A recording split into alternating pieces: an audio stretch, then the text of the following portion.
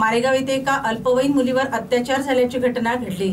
आई वडील घरी नसल्याने नातेवाईकाकडे जात असताना एका आरोपीने तिला नातेवाईकाकडे पोहोचविण्याचे सांगून बसविले आणि गावाबाहेर नेऊन अत्याचार केला।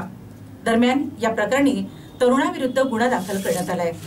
मारेगाव येथे एका अल्पवयीन मुलीवर अत्याचार झाल्याची घटना घडली। आई वडील घरी नसल्याने नातेवाईकांकडे जात असताना एका आरोपीने तिला नातेवाईकाकडे पोहोचविण्याचे सांगून मोटरसायकलवर बसविले आणि गावाबाहेर नेऊन तिच्यावर अत्याचार केला। पीडित आता 4 महिन्यांची गरोदर असून या प्रकरणी मारेगाव पोलिसांनी आरोपीला अटक केली आहे। शहरातील 17 वर्षीय पीडित मुलगी डिसेंबर 2024 मध्ये जेव्हा तिचे आई वडील बाहेरगावी गेले होते तेव्हा नातेवाईकाकडे जात होती। याच वेळी आरोपीने तिला मोटरसायकलवरून पोहोचविण्याचे आमिष दाखविले। गावाबाहेर एका निर्जन स्थळी नेऊन तिच्यावर जबरदस्ती केली। आरोपीने याबाबत कुणालाही सांगितल्यास जीवे मारण्याची धमकी दिली। त्यामुळे पीडितने घाबरून कुणालाही काहीच सांगितले नाही। कालांतराने पीडित 4 महिन्याची गरोदर राहिली। ही बाब कुटुंबियांना कळताच त्यांनी 7 मे 2025 रोजी पोलीस ठाण्यात तक्रार दाखल केली।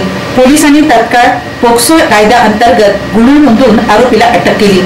या प्रकरणाचा पुढील तपास विभागीय पोलीस अधिकाऱ्यांच्या मार्गदर्शनाखाली ठाणेदार संजय सोळंके करीत आहेत।